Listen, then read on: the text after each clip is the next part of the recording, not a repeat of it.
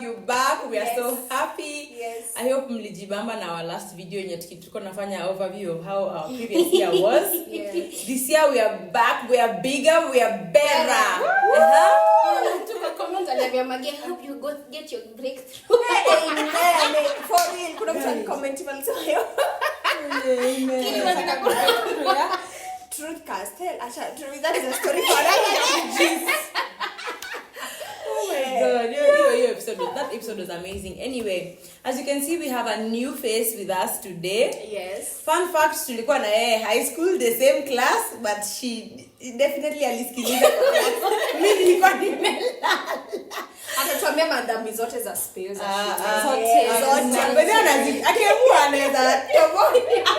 But anyway, her name is WANGUI NZELE. And she's here with us because today we are going to be talking about money. Okay? Yeah. Hence the color. Hence the color, yes. I like you. So we're going to be talking about money, how to budget, how to plan for the future, and how to, live within your means with the money that you're making right now. And I'll just give her the floor to just introduce yourself. Tell us, tukujue kidogo. Yeah. Hi everyone. First, I'm so happy to be here. Thanks so much for having me. My name is WANGUI NZELE. I run a company called Finance on Command. We offer products and services related to finances, that's business and personal finance, and entrepreneurship. So whether you're starting up or you need help managing your brand or your business. So that's what we do.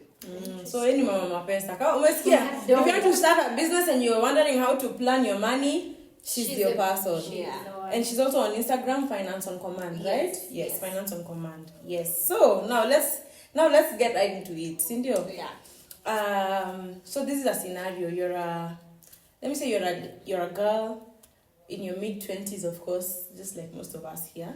And you're earning not so much. Let's put it at 50. Umepata tu job. 50, umepata tu job. And then umepata tu job, uko like, okay, God, thanks. Because you're excited. Maybe you just graduated and now you're earning this 50,000. And you're in your parents' house. Yeah. So life is still ahead of you. Your whole life, in fact, it is looking at you from your nose. Yeah. How do I start budgeting for this 50K in a manner that will help me achieve some of the goals that I've written on my vision board? I don't know if you get that question. No, I get. Yeah. So 2 things I really like that you mentioned. 1, maybe you're in your parents' house and you have goals. Yes. So the approach I like taking is personal finance is personal. Okay. For you, for me, for you, for the other 100,000 people, it can't be the same. Okay. It's personal to each and every one of us because we have different priorities, we have different goals. So we'll plan our finances based on that, okay? So you have your 50,000. Okay, so first, there are rules and guidelines people use. Example, there's a 50, 30, 20 budgeting rule. Okay. So 50% goes to your needs. So that's maybe food, water, rent. And then 30 goes to your wants. So dinner with the girls, drinks with the girls, date night, you buy clothes, shopping, yada yada. And then the 20 goes to your savings. Okay. So your savings and your investments. So that's a basic rule. Okay. But again, we said personal finance is just personal. Yeah. If you're living in your parents' house, that 50% that you're allocating to your basic needs doesn't have to be the 50. It needs to be less because your needs are less. You get? Yes. So the rule is that the 50, 30, 20 rule is there to guide you, but now you make it your own. If you're living at home, the first category, you can make it 20. Okay. So now 20% is what you'll allocate to your needs. So if you're helping out at home, you need to buy food or transport or lunch, you allocate that amount. And then the next category. So if you're in your 20s, you need to prioritize your savings. Probably you're planning to move out, to get your car or whatever. So you'll prioritize savings. So you'll allocate a higher percentage to that. Okay. And then enjoyment, travel, date night, you'll allocate a different percentage to that. So you need to sit down, look at your priorities, look at your plan and goals, and allocate sums to the different categories. And then from there you move forward. Wow. Okay, Wow. I have a question. Yes. So, do I take the same approach? Because I'm in my 20s, I'm married, and I have a daughter. Do I take the same approach? Yes, it's a rule to guide you allocating to the 3 categories. Sawa. But probably yours, because your needs, your plans are different from, for example, she's maybe living at home. Her percentage allocations will be different, but you'll use the same category. So example, your category for needs will be maybe 50% of your salary. Hers can be 30. So the point is you're using this rule to guide you, but you make it your own. Sawa. For you, maybe if you're prioritizing paying your daughter's fees, the categories under your daughter's fees, which is maybe savings and investments or needs, will be higher because that's something you're prioritizing. If I'm in my 20s, I want to YOLO, I want to travel, so I'm choosing to prioritize that. My category under travel will be higher. So the thing is, just look at your priorities, your goals, and allocate more towards that. Yeah. That's something to say. Amajibu, my question was for a normal, not a normal, like the one who's just starting out in life, you don't have family, as Maggie does, you just, you've moved out. No, in the basis of you are living at home. Yeah. You're transitioning. No, you're home. Okay. You guys live in a place where it's easier for you to get to work, so there's no need for you to move out. Yeah. You've said I was asking for that person, would you advise them, as much as they have their own goals, would you advise them to save and invest more since they don't have much going on in that time? They can just freestyle. So let me ask you a question. 5 years, what are your goals in 5 years? Where do you see yourself in 5 years? God, personal, real. For me, I would say own land. That's one of it. Yes. So if your goal in 5 years is to own land, you'll prioritize it starting right now. Okay. So that's your goal. So Yeah. you'll start saving towards the land now. Now. If my goal in 5 years is to have traveled to 30 countries, I'll start prioritizing it now. You'll see it right now in how I'm handling my finances. Okay. So it's just, what are your goals? What are your priorities? And let it reflect in your plan right now. So, in short, Yeah. what you're simply saying when I read in between the lines, it's everything else you're going to tell us won't apply to someone who has no goals. Yes, it's important because again, always kuwa tu unaenda tu. See, they say if you don't plan, you're planning to fail. Yeah, so you need to have a vision. How do you see your life? What are the things you want to achieve?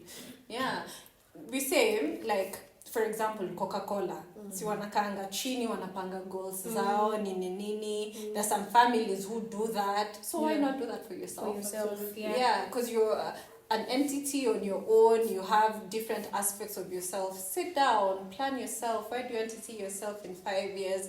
Where do you want to see the different categories of your life?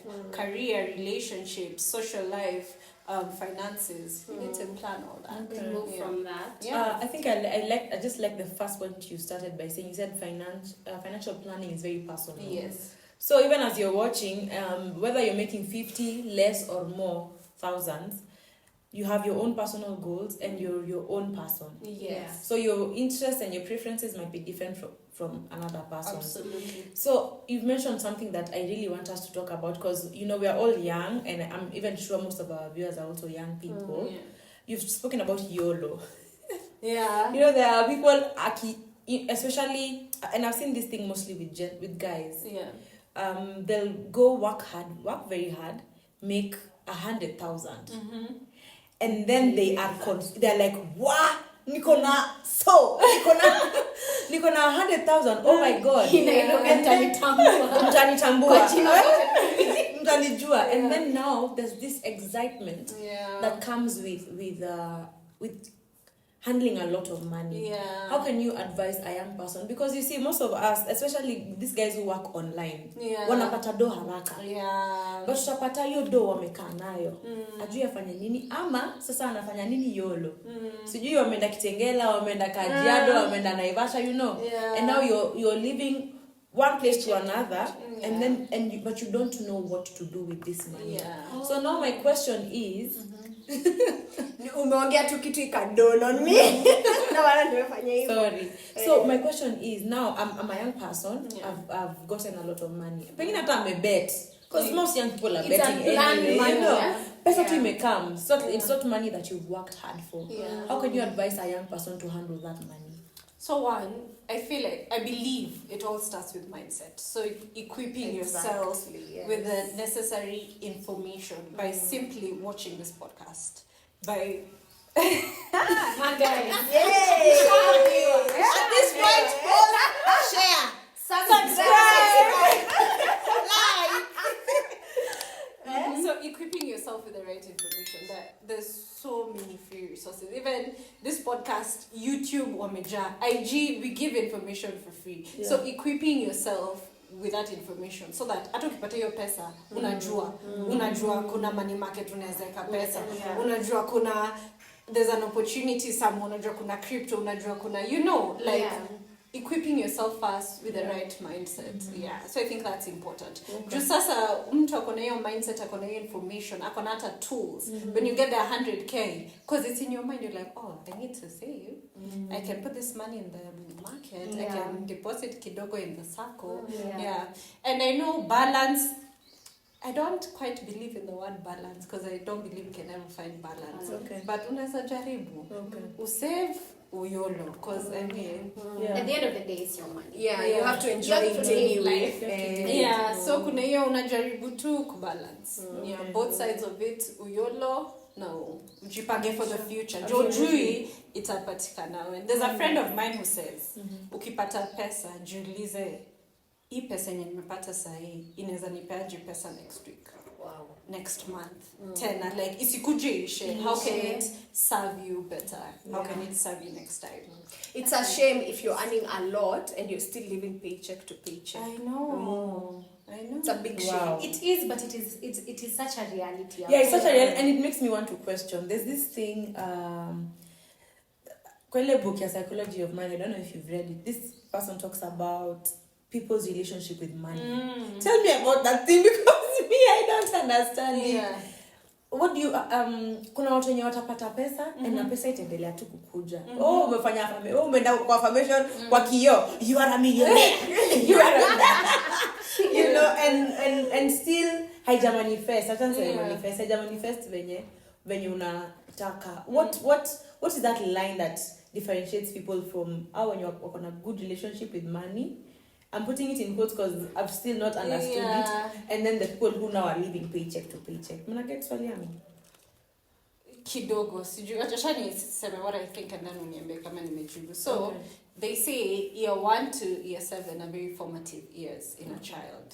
So they pick up a lot and it will determine how they live the rest of their lives. So for example, kaa kwenyu mnaambiwanga, daddy nisaidie pesa ama ninunulie, hakuna pesa, like it starts from there. Scarcity. So you can have picked up the scarcity mentality. Yo, I reject it. So how does that now translate to, because she has described someone who stands in front of the mirror and affirms themselves. So how does that translate to this person? Sasa, now we're adults. Now wanasemanga ukishafika 25 hawezi laumu wazazi wako. You can never be in a It is your fault. You can't. So, and I think you mentioned it somewhere in one of your episodes about self-awareness. Yes. Sababu ndio unafaa kuwa umekuwa self-aware ukajeka miti ukona niko na kazi. Something is wrong. Something is just not right. Yes. And you work on it. You work towards it. Because kuna mtu atapata hiyo 100,000 aiweke kwa bank atake tu kuona hapo. Akiangalia tu. Itaisha. Itaenda. So hiyo ndio scarcity mentality. Naona wacha tu ikae hold on to this. And then there's the extreme ya mtu atayolo iishe. So there's something that money personalities. So kuna mtu wa kuinvest, kuna mtu wa kuspend, kuna mtu sawa huyo wa kushikilia, unapata mtu wako 70 years na ana save 70 80 na tu ana save. Ushisikia hizi stories za wazee, tuseme for example tuseme Kiambu ndani. Mzee alikufa, kwao hata viatu hawavangi. Akikufa ndo bibi anapigiwa simu anaambiwa by the way mtu sijui ako na how much sijui kwa bank. That doesn't make sense. It doesn't. Alafu unapata kuna watu, this personality type is called I think ostrich. Like when you ostrich weka kichwa chini. So kuna watu tu I don't want to know. I don't like me pesa kunao. So you need to what know. Do you mean that I don't want to know at pesa? Like kuna mtu ataki ati savings like mi mambo ya pesa tu inipite, pesa tu ingie nitalipa, like they don't want to bother. Okay. They don't want to learn. They don't want to learn. They don't want to manage it. They're just like acha tu venye kutenda. So that like someone else should worry about that, is it? Yeah, but you see no one else will worry about your money the way you will. So wale watu wakipata domo, they have someone else manage it completely. Ukimuuliza hata akona how much ajui. No, huyo ni different. You need different. You know, there's some people who are moneyed. Like there's this guy who died kitambo and he has so much land. Kirima. That one. You want to tell me that man will sit down sasa haya wamelipa rent ya Kiambu. Tunangojea rent ya 40 other places. You get. So the one you're talking about, it's some form of fear. Ataki tu kuihide. Yeah, ignorance also. Yeah. Right? Yeah, so money personalities. I have a post on my IG relating to that. So ujielewe too, so that from that awareness you can approach your finances better, knowing the type of person you are. Yeah. So that's where we should start, from understanding our money personality. Yes, understanding how you are. How do you handle money? Yeah. And I like that you mentioned that self-awareness video that we talked about, because you remember we said if you understand yourself, then everything about your life will align itself. Kama unajua wewe ni spender, then you will have someone keep you accountable. Yeah. And if kazi yako tu ni kushinda umeweka na utakuwa na mtu anakuambia umekuwa mchoyo sasa.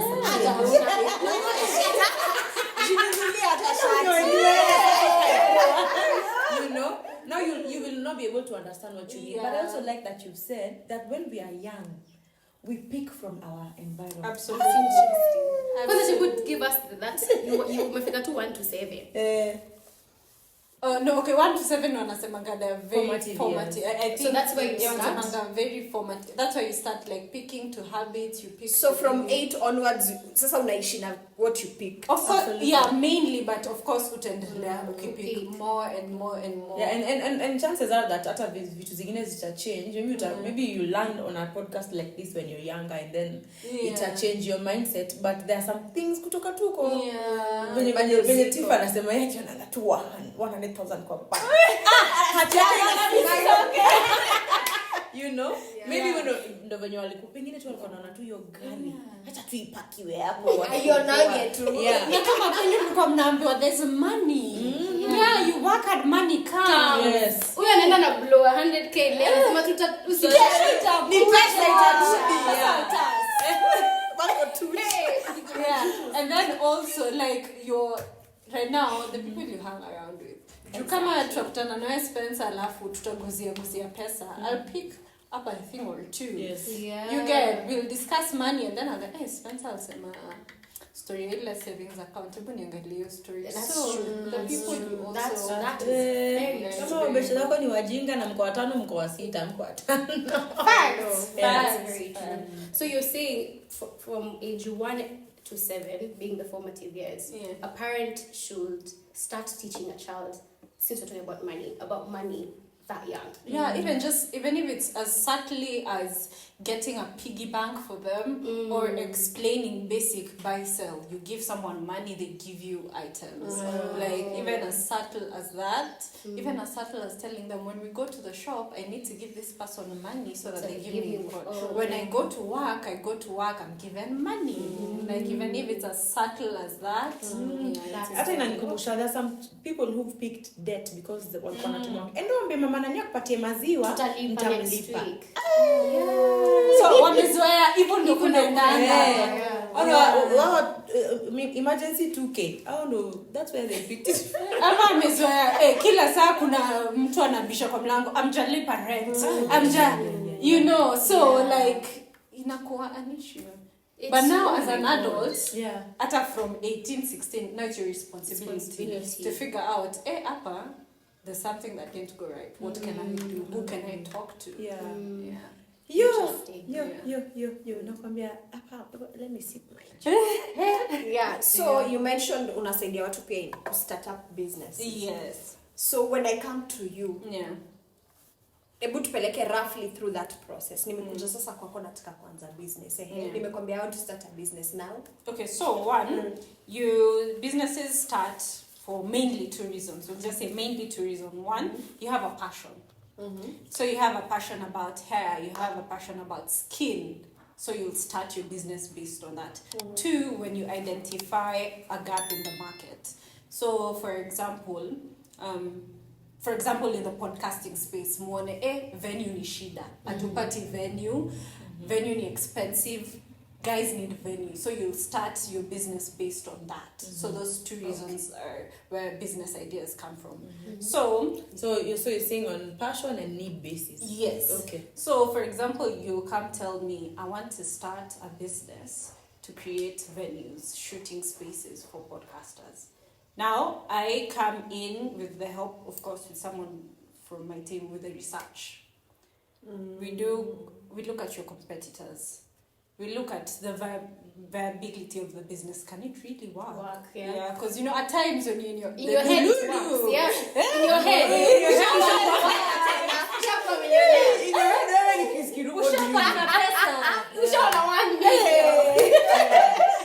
So can it really work? Yeah.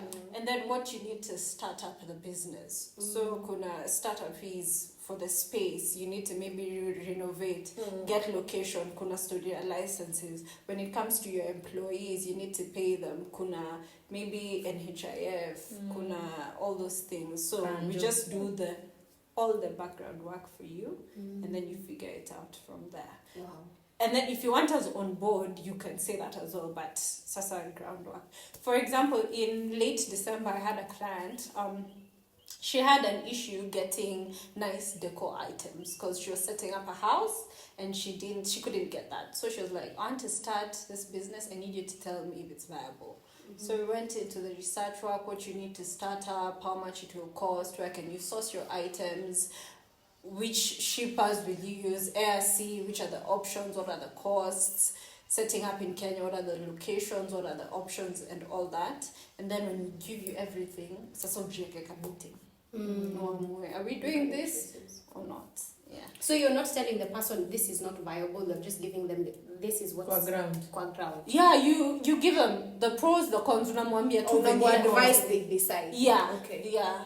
Yeah. You've said if we want you on board, you come in. Okay, how does having you on board look like? What does that mean? So when you're running a business, so there's a brand, like I think you guys are a brand, and there's a business. So for example, if it's a business, you need help maybe with marketing.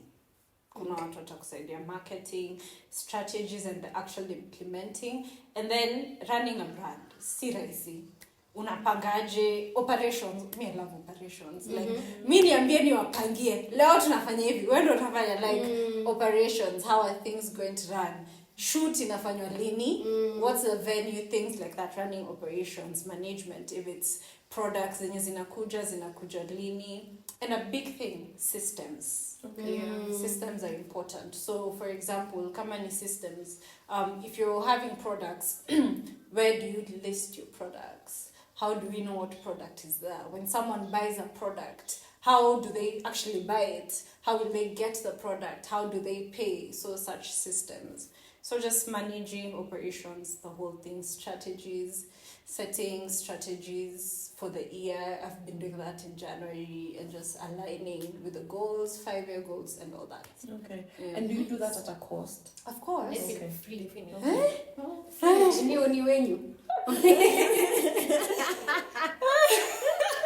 I will proceed. I really like that. Thank you so much for mentioning. So in case you need help, tutaweka hapo. Yeah. Contact. And when you're saying all these things, are you also doing my books for me? We have bookkeeping services. So I am FMVA certified, but we have bookkeeping. Kuna bookkeeping, so that's the transaction. Kuna mtu sasa wa tax. Alafu kuna sasa mini FMVA, like on the larger scheme of things, the modeling, valuation, cash flow statements, all that. So you can just come, you say, I need A, B, C, D, and we'll sort you out. Yeah. It's beautiful. So you come with I wish I knew this 2022. I know. We can retry. For sure. Yes, we can retry. Definitely. Now that she's here. Yeah. Yeah. Okay. Thanks so much for that question. It's a good question. Now to Songembele. So now we have the money. Now let's talk about saving. Yeah. You've mentioned MMF. You've mentioned SACCOs. You've mentioned bank. Tell us some of the ways that you feel a young person can save their money in a way that they can still be able to. Unajua kuna some places una save now. Ukitaka do zako wanakuambia ngoja kidogo sijui. Ngoja like your money is not as liquid as you want it to be. Yeah, so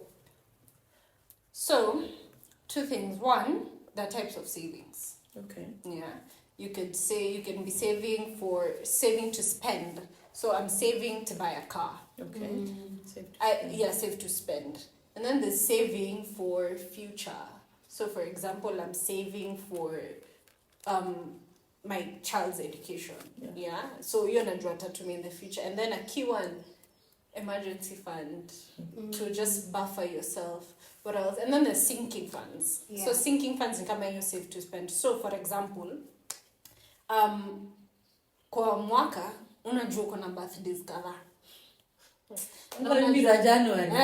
Zimenimaliza. Unajua uko na birthdays kadhaa, unajua uko na trips here and there. So instead of, for example, kama uko na trip May, 50 Gs. Si lazima utoe hiyo 50 Gs mara moja. Unaweza ka 10. So a sinking fund is for that. Like just saving kidogo. So that's even if major so that it doesn't like leave a dent in your finances. In that month of May. Yeah. So for example, me consistently nakuanga na a traveling sinking fund. Like narushanga tu pesa. Unajua form itakuja. It would catch me off guard. It won't make me. I don't want it to mess up my investments. So I buffer for that. Kuna mtu anajua nguo. Anajua tu nguo look. Anajua tapatana tu na kitu. Anajua kuna so si lazima every time. You can just have an account for that. Like unarusha may have also for beauty like nywele manguo. Narushanga tu kidogo. Kwenye beauty products ni Being a girl is one to a natural hair.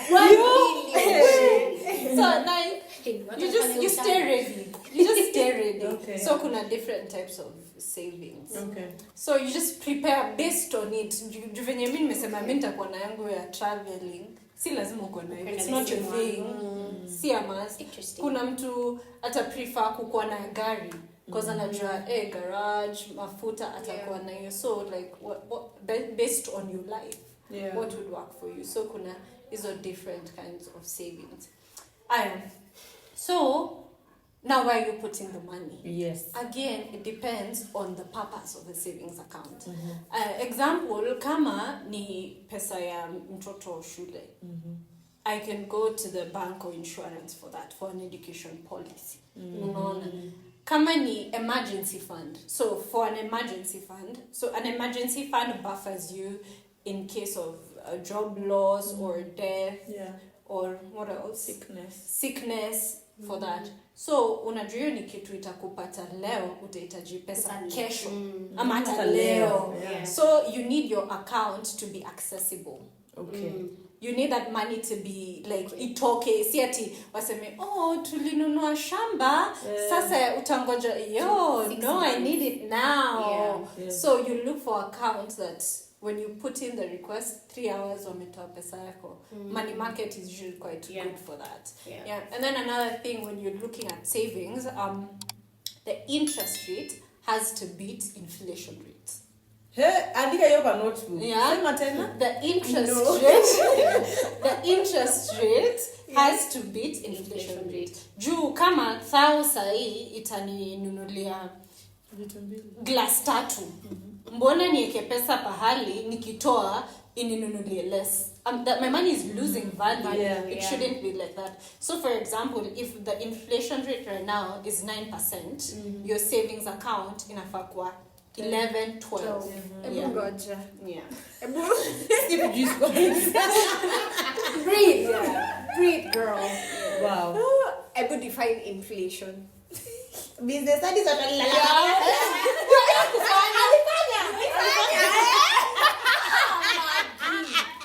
Your teacher is shocked. at least yes kulala class. I hope they are not seeing this. Defining. But I was so good at business. I don't know what happened. Yeah, so for example, you see how our parents are always telling us, unajua sisi mkate tulikuwa tunanunua 50 cents. Say 50 cents, what is But that? I exist. Yeah. Juzi napea mtu 1 shilling. Like I had some coins and ananiambia,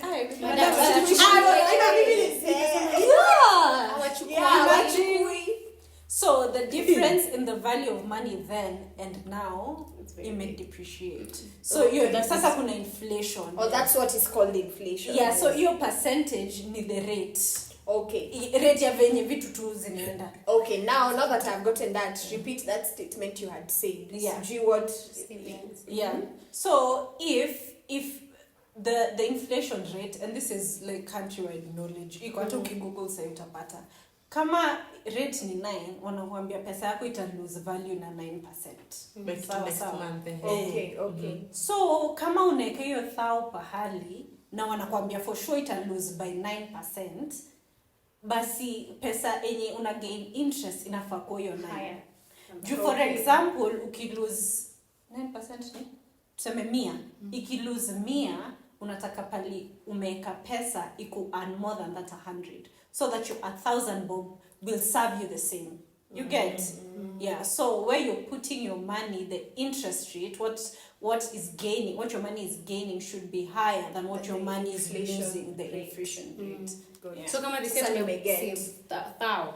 Hiyo thao inaweza tubaya go fruit. Tunafaa kusave pali next year. Aita niambia sasa nikienda kutoa hiyo thao yangu. The best I can do. Ni tropical. Nafaa kusave ina place Na where pia kutoa hiyo thao itanibaya tu hiyo bado hiyo go fruit. And hopefully more. Because Because these institutions are using your money to make money. You might as well. Yeah. it's better- So if you've made money, I Alright. need 2 go fruits. Yeah. Interesting. Na information iko hapo. Jana was posting rates for money market funds. This information is there. And me usually say, I'll call. I'll call a money market fund. I don't understand. Explain to me. Send me in my email that document. It's your right.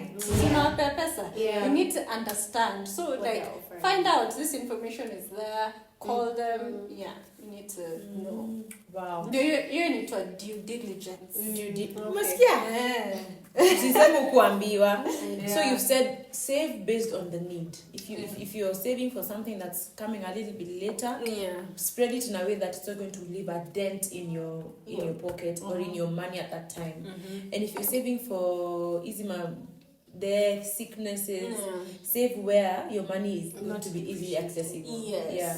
And then so even for you, just do your due diligence. Angalia where, because this is too more. Angalia where can I invest.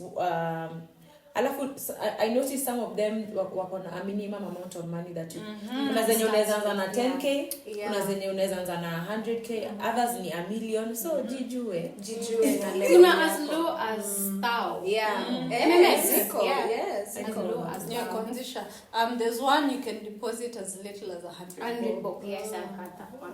beautiful. So another question. Kuna kitu ingine inanichanganyisha na sikinga inanichoshanga akili. Savings due for this, do you have this account saving towards what. Sasa niko na all this. I have so many accounts. Even before I start, akili ishachoka. Yeah. You don't need to have many. Because again, there's what they call the 8th wonder of the world. compound interest. So if I put 1,000 bob, it will earn me interest. Yes.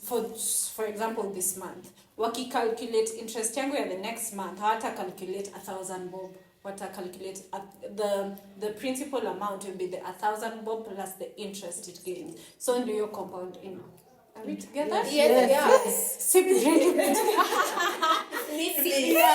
So do your compound interest. So you're better off having a lot of, like if you have 5 accounts, you'll get less versus if you put all that money in one account.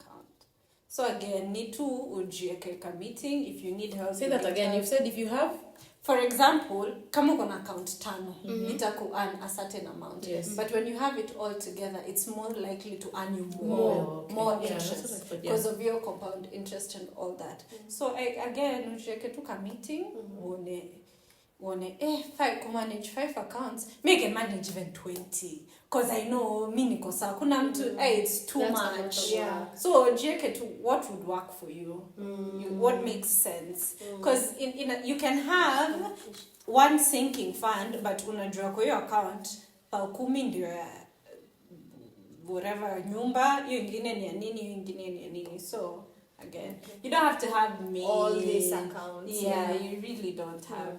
Because me, I have one. I need to remind me to mention about mistakes because I made a mistake and it's fine. Sorry. See, kuniramba, but okay, let me just say. So when I was choosing a money market, I chose a particular one. I'll not mention the name.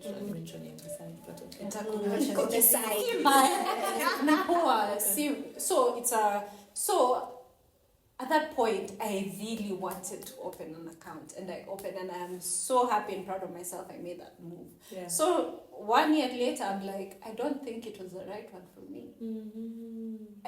You delete me on the phone. Explain CLV. I did all that, and there's a family member who is in that money market fund, so it was safe for me. So I still believe it was the right choice, but now I don't feel like it is, because I believe my money is better off in a USD money market fund. Why? Because of how the Kenyan shilling is performing against the USD. Okay, Nice. so there's that, and then I feel like percentage compared to my money market fund. Mbona mko na 30? I need 10 and above. You see. Yeah. So now I'm reevaluating. I'm like, okay, so natoa pesa yangu, and then I'll move it. So it's fine, man. It's fine. Yeah. So it's fine to make. I don't want to say it's a mistake. Yeah. Because when I was making that decision, It was sure. working for you. I was sure, and see, it being my first money market fund, it was a step in the right direction. Yeah. But it's good again to reevaluate. Oh, thank God umesema hiyo point. I would have also made a mistake. Yeah, it's good to reevaluate. Are they working for me? Because they're working for you. Is it working for you? Yeah. So now I feel like it's not working for me. I'll move, and it's fine. And then I think I like that you've mentioned it because people's journeys are progressive. Yeah. So what worked for you a year ago is definitely not going to work. for you. And if it does, maybe that Maybe thing is usongi. or maybe hiyo kitu ni mzuri sana, Yeah. but you still need to reevaluate. And when you tu umesema angalia hizo zingine zinadua aje. Yeah. Once you put your money somewhere, don't just cross your hands and then you chill. Hiyo pesa itaza. Angalia hizi zingine zinazaza aje. Yeah, exactly. Yeah. It's good to reevaluate. Jupia, 1-2 years ago, the Kenyan shilling was not performing that As well. bad. Yeah. That's true. But Yeah. now it is. You need to like, hey, Sad. what can we do? Yeah. Wow. Your story imetoka? Mistakes. Before. Savings, you don't have to have so many accounts. Yeah. Do what And then works saving for you, and then I think tulikuwa tunamalizia hapo. Yeah. So again, what works for you? Man, I feel like these days kuna so much pressure. Kwanza juu ya social media. Unaona mtu amenunua gari, wewe uko umepanga kununua gari, unasema ama ninunue gari. Ama nianze kusavia.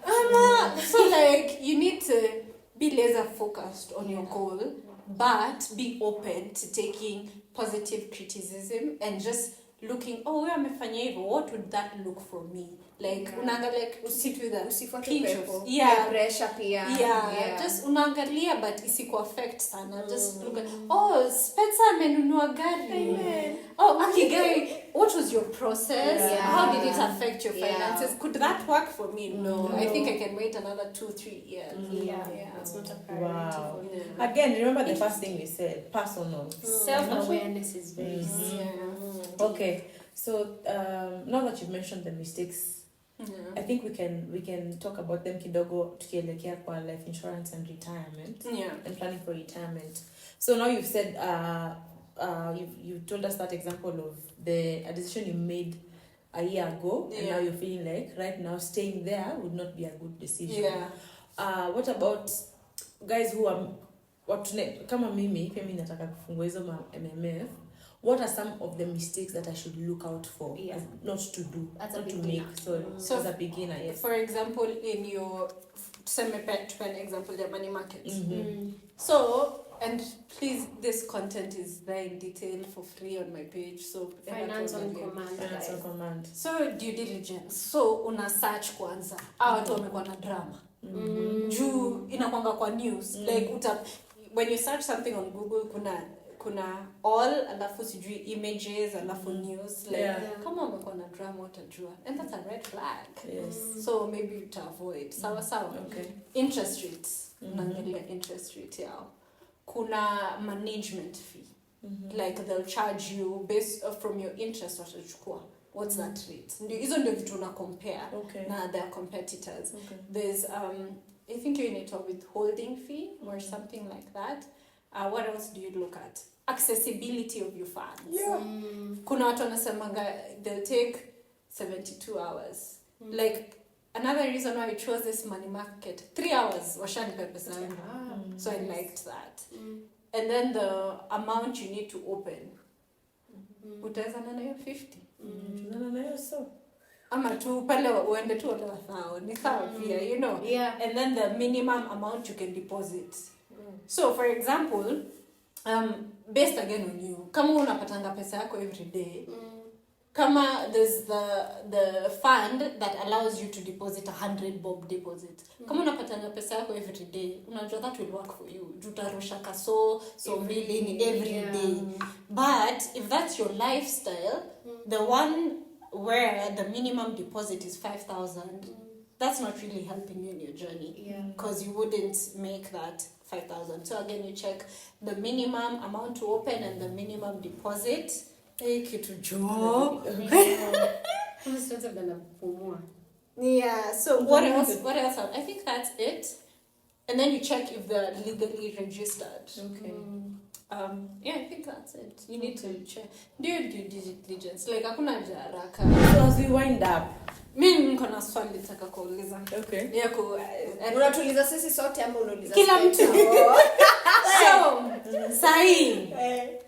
Akuje. Nani akuje? Yeye. Duncan. Akuje. Like akuje akupe 1 million. 1 million. Unaweza fanya nini na hiyo pesa? Kiss heaven.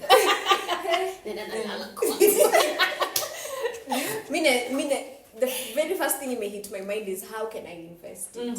Yes, that is the very first thing that may hit my mind. What else? How I can just multiply it. And eventually, probably, as I multiply, lifestyle it will change. Oh, for sure. Yeah.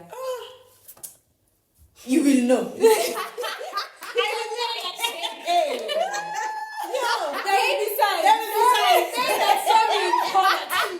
I went out sowing in tears.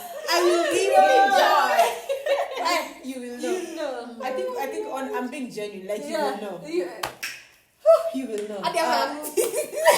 Wanasemanga, if the money doesn't change you haven't gotten enough. Hey.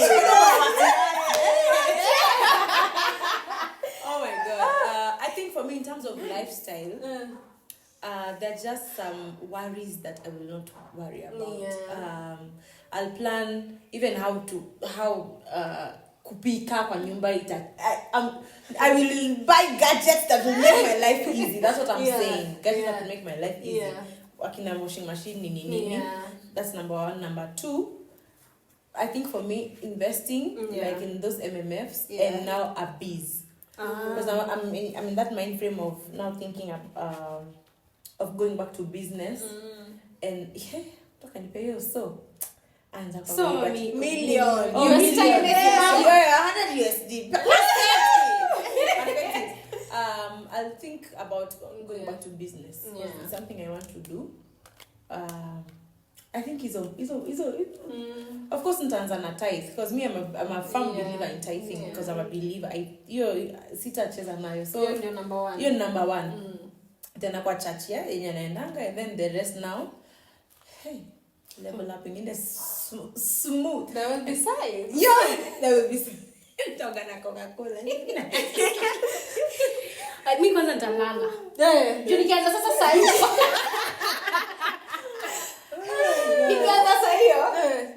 Honestly, I think nenda kulala kwanza. No, nikilala nijiongeze sio kama. Unaenda kulala process digest. I'm very serious. It's not even a joke. And then nitalala, take a nap. In that nap, really, I'm not napping. I'm just taking That's saying my enemies have died. He has prepared that. And then, currently, I would pour it firstly on my business. There are a couple of things that I need to do. I need to fix. I need to revamp. I would pour it in my business. The next thing, I would invest that money. Because I'm not really go into the money personalities properly, but I'm the type of people, I have that. Nataka tu nitafungua simu tuma kwa account tutafungua tu Uione. You know, and sometimes, not even sometimes, to my detriment in that. I just want to have that there, and then now I go back to let's hustle. I look for other usiku tunaona tu hapo 1 million. Wow. And you see it's not helping anyone. You get. So first things first, I would think of ways, cut a slack for my business, but this is after time. Because now with type you're gonna kumama kushata 1 million. Unakuta immediately. Si wote tu type. You get so unaitoa sayo tu ufikiri. You start doing math. Business, definitely investments. Number 3, what would I do? It will go into lifestyle also. Yeah, for sure. See how better I You can will know. look, be, places I can stay, things like that. Yeah. Me please. Okay, sawa, acha nitawapea basi. God, me number 1, I'm buying a house. No, you see, ndio maana kitu inakwanga personal. Me, for me, staki stress ya rent. For me, it's a big thing. You get. So me, for me, you're the first number 1. Of course, tithe. I mean, I had a discussion with a guy, a daktari, a man I met on Family TV, and we're discussing how tithe is just not what you take to the church. Even giving your parents money is a form of tithe. You're telling me it's listed there, 6-7 types in the Bible for tithe. Wow. Okay, so tithe will be first, and then for me, having a home that is in mine, that I don't have to worry about rent, and have it looking nice. Like this house. That one for me is a thing. And then of course investments, for sure. Your pesa. Hata kama I'll have my house, how will I be able to maintain it 5 years down the line? There has to be income for that. So investments. I love dunia lazima tutembee. This girl likes traveling. No, I do. Sijui Rwanda sijui. No, but sijui Uganda sijui sasa. Kila mtu anakuanga na yake. Kuna mtu urembo, makeup, huyu nywele. Ako na picha zote. Nywele.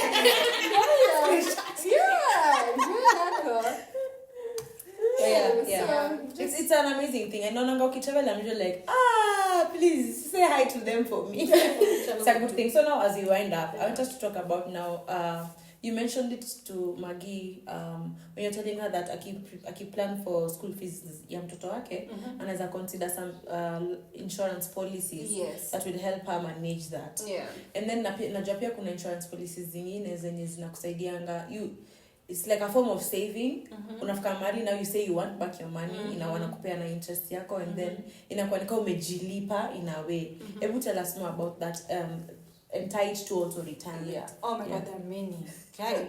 So first, insurance, kuna life insurance, health, and then there's retirement, and then there's education.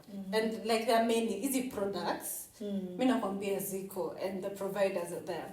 So for life insurance, and then there's another one, a nice one, where you pay a lump sum and then unakulipa kama salary. I don't know if it's called annuity, something like that. And well, the one that I've heard of ni unalipa every month, and then when you die, your people are now given a salary. That's life insurance. Okay. So life insurance are mainly two types. Okay. So there's the kind where you'll pick for a period, so either 20 or 30 years.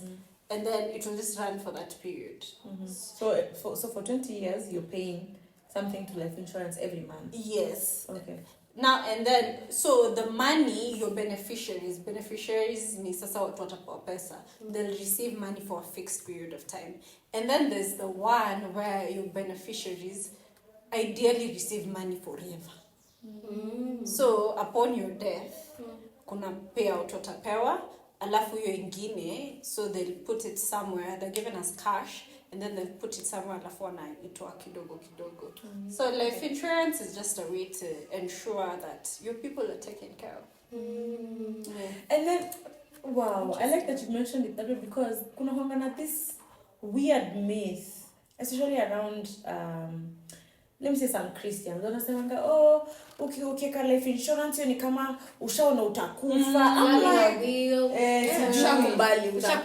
like it's preparing for the future. Because the truth is, everyone is going to die. Yeah. Like literally, okay, unless You're not coming. but everyone is going to die. So it's smart for you to prepare for that.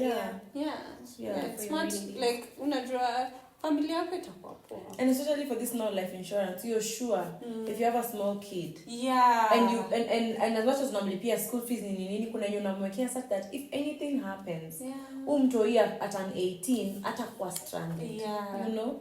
At least in terms of money, atakuwa stranded. Wow. Okay. And then there are education policies. I think they mature at, I don't know, 18. You can check, again, there's this lady on IG called Mama Bima. I don't know if you guys know her. She gives a lot of information on that. So you can just go check her page. I think she gives the services as well. And then this big insurance providers. What have we not mentioned? And then retirement. I think retirement too. We know. It's and then retirement. I've noticed a big one when I'm just like doing my research and reading. Compound interest is a big one. Okay. So for example, you're 25 and there's someone who's 35. Okay. If we save the same amount and plan to retire at 65, you're going to get, the one who's starting to save at 25 is going to get way more in millions at the end. Juu alianza mapema. Juu kuna hiyo factor ya compound interest. So it's good to start early. Mimi personally, acha tatu niseme. Ndio niseme tu out loud. That's something I want to start latest next year. I set up my own retirement fund. Ianza tu kidogo. Yeah. So at the end, usikwe mzigo ati you're dependent on your kids, at your kids, because they have to have a certain amount for you. Hawatafanya mambo yao, hawatajenga nyumba or things like that. And that's a sick narrative that I think the African culture has. We give birth to our saviors. Yeah. I feel like it's crazy. Yeah, like recently I was talking to someone. She was telling me they live in Nakuru. The mom chased them out. Immediately they hit 18. Okay, at first it was haikuwa ile kufukuza. At first it was sasa ni watu wakubwa endeni tafute kazi. Wakakuja wakatafuta and they really tried. Because pia si watu wamesoma sana. They really tried and it didn't work out for them. Wakarudi Nakuru. wakafukuzwa. The mother was like, "Hamunipendi, you don't want to take care of me, you just want me to stay here and die." So that is a woman who gave birth to her retirement. Many are like that. And They it's might sad. not chase you, but then they'll get to a certain age and they're expecting you must send me money. You know, for me personally, I don't know. I feel like it shouldn't be I must send you money. I know you're my parent. Of course, nikipata Definitely, if I'm getting 1,000 bob, 200 is yours. But see until you're demanding your phone. Mbona hujanitumia 200 kutoka hiyo 1,000? You know, understand? It doesn't make sense. Yeah, and that narrative will change if we change it, because then that means we are supposed to be so financially stable to the point of we don't ask our children for money, we ask them for their time. Exactly. That's true. For their time and for their genuineness and just for a connection. I want when I'm 50 and my kid is 25 and nipige simu and I'm mommy, guy, Nikubaya. Kai, I just want to come back home, you don't know what, you know. And then mi sasa ndo nimwambia kiwoye mtoto wangu pole, chukua hivi aziwe nayo. You get? Exactly. That's how I Shika 300. A million kapole. Kuna make some arrangement. Like it shouldn't be. Hey. And that's why utapata most millennials are very angry with us Gen Z. That's true. Kwa sababu wao wanakuwa heavily taxed, you know, by their parents, and sometimes they can't help it. Kwa sasa ni mama yako na ni baba yako utafanya, you know. So you just end up helping them, but kuna this bitterness. Gen Z ataamka kanta kumove out ataenda, kama atakubai gari atabaya hata kuomba permission. When millennial, before you make that decision of buying a car, you're like, guy, you can buy gari. I just hope my dad is not going to ask me questions. And that's unfair. Very unfair. There's a story, I think, was it TD Jakes? He was saying that he bought a car. Was it him? Ama it was someone else or a certain preacher. I'm not really sure. They bought a car.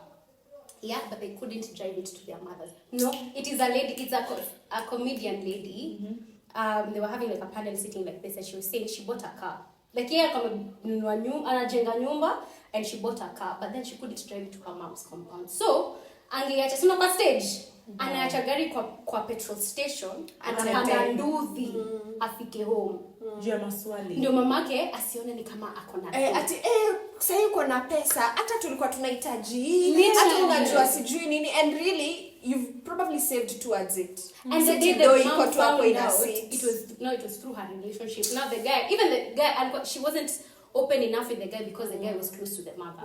So alikuwa anajua huyu nikimwambia hivi, it would slip up in a conversation and everything. So the guy found pictures of, so na ile unatumiwa mjengo imefika hapa, tunataka hii na hii, una get?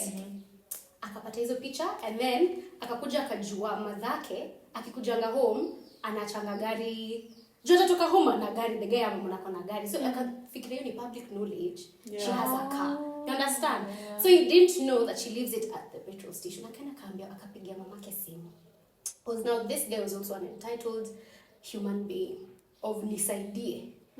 So akapigia mamake simu akamwambia, unajua hata mtoto wako ako na gari, unajua hata mtoto wako ako na nyumba, akamtumia hadi mapicha. So mamake akaenda petrol station.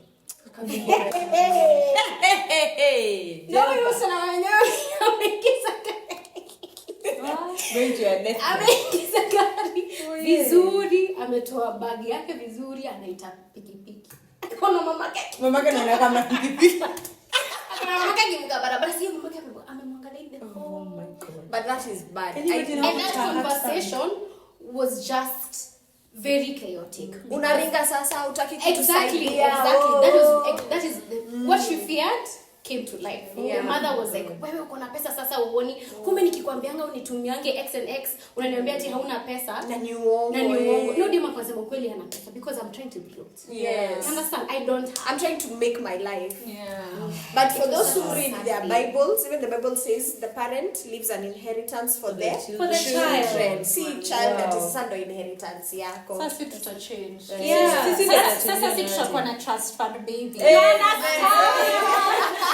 You understand? That's why we are here to talk about finance. To finalize by you telling us about this amazing book. Yeah, that you're launching. I launched. Oh, good already. So So this is the wataweza kuona? Yes. Yeah, like this. Yeah, this is a workbook to guide you through resetting your finances for the year. I feel okay, for me, the products that I've launched in my business are things that I've used, and I'm like, hey, come in and get it all the time. There's someone that will find value in it. Yeah. So it's a workbook to help you reset. So it's divided into 3 main parts.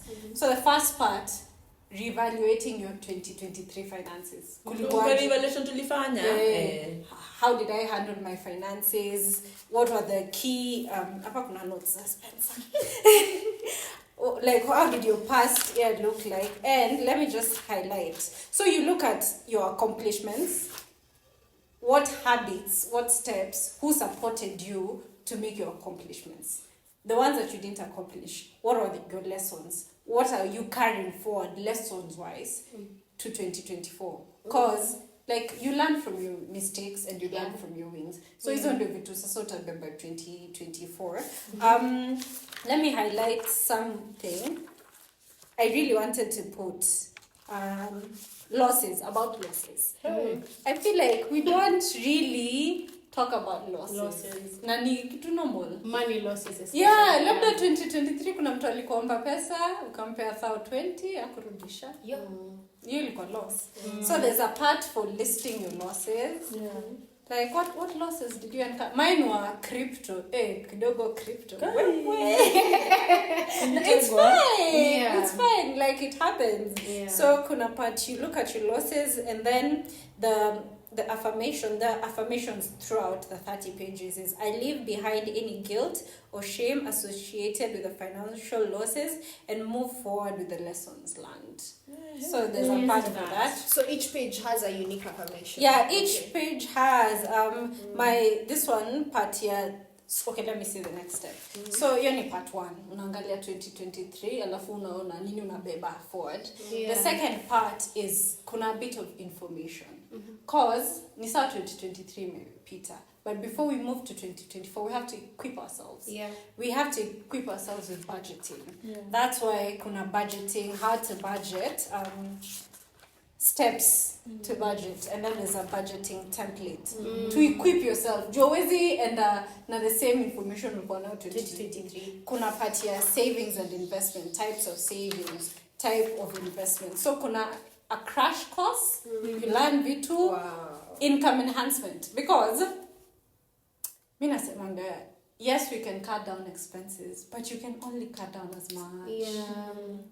Income is where it's at. Because with more money, you can do more. Yes. So there's a part for income enhancement. So types of income, and then how can you increase your income? So if you're in a job, there are ways in your business using your skills. So you brainstorm using these ideas, like how can I make more money in 2024?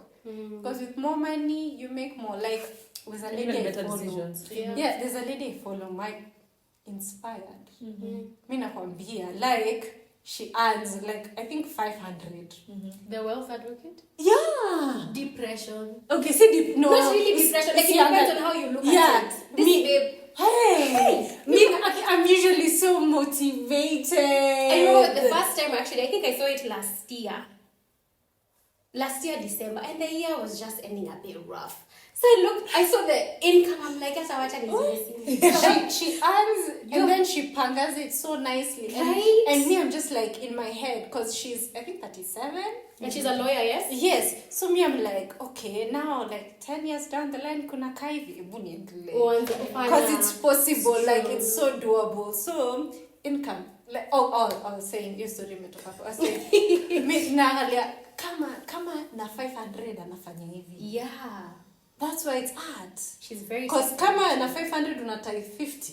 Hiyo ni mshahara ya mtu. So that means with more income you can do more. So that's why this income enhancement part was big. I just had to put it there. And then debt, kuna talk on a daily. So yeah.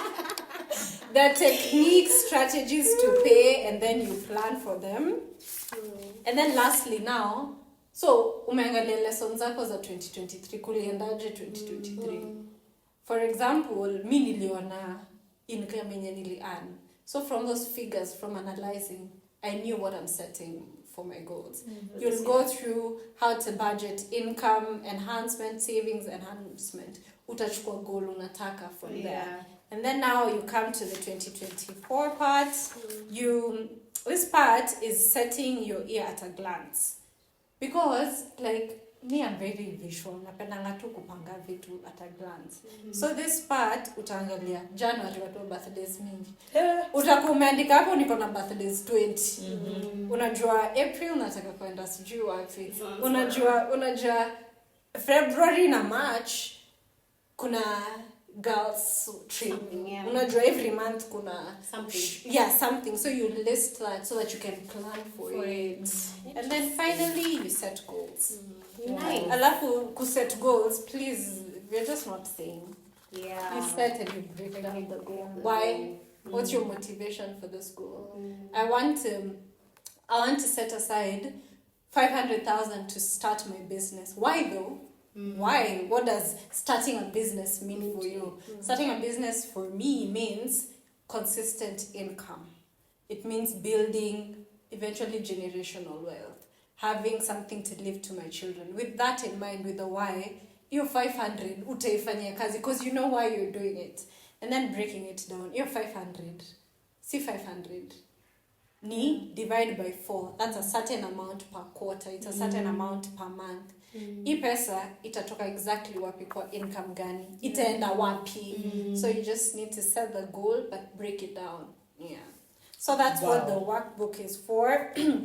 Tara, I took time doing mine. My personal, I just took my time, and it's just good to have these things written. Yeah. Wow. Yeah. And how much is the book? Its price is 1,500. Mkitaka naweza fanya giveaway. Yeah. Yeah. Why not? Top your details. Top your details. Yeah. Nice. Until you're plug. Yeah. I've really thoroughly enjoyed this episode. Thank you so much, Maggie. You're such so much for having me. You've always been a wise ever since high school. And I'm so glad that you found your niche, you found your passion. Yeah. And you're doing it so well. I know, so professionally. Like, kwani unaenda podcast ingine kesho kwa podcast ingine jana? By the way, because you're doing it so naturally. Oh, really? Yeah, like you're not like, sasa nifanye. Sasa ndisemaje? Ni God. Apart from God, of course, ni God, but there's You've just worked on your and worked it's your on passion. yourself. It's your passion, and I love it for you. I really love it for you.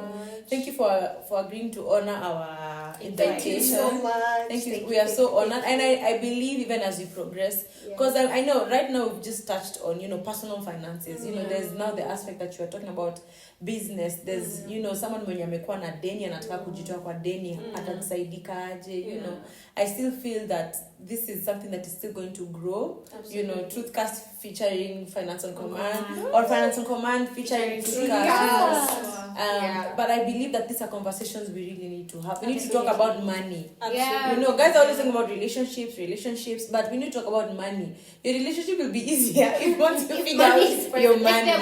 And money is fueling the relationship. Absolutely. Because I'm gonna pressure 5 years from now. In fact, 4 years from now. School fees, Yeah. School fees next year tunaingia daycare. I know.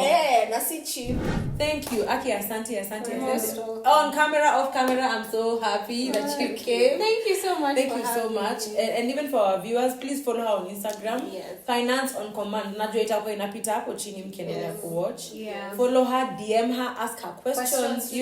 Get the workbook. Yeah, Because gotta get the workbook. I'm attached to on the On team. the- yeah. Now this thing is carrying serious depth.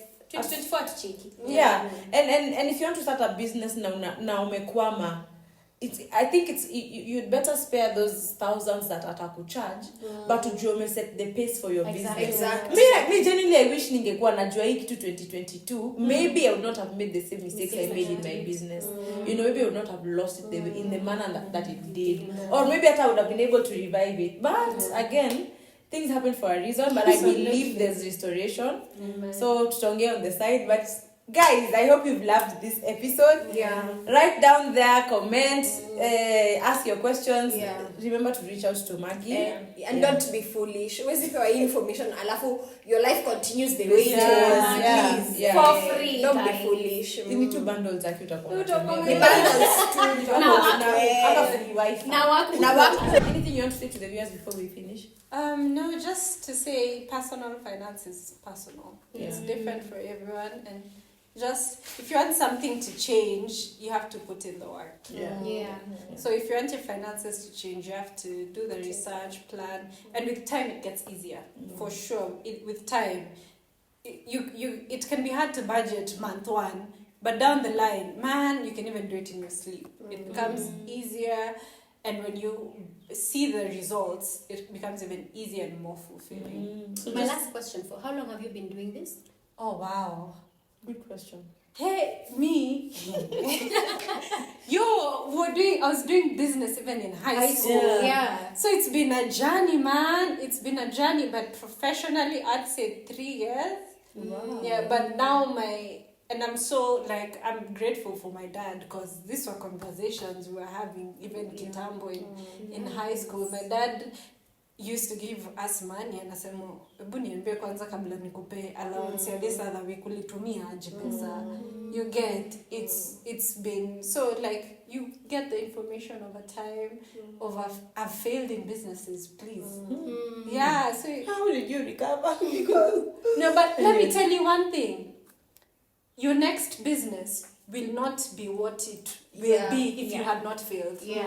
Kuna lessons umelearn, Uliwezi jikuta. yeah. nikimeza hizo matemachu. Yeah. Siwezi make this. And let me tell you, in the grand scheme of things, because your vision you're looking at 40, 50 years.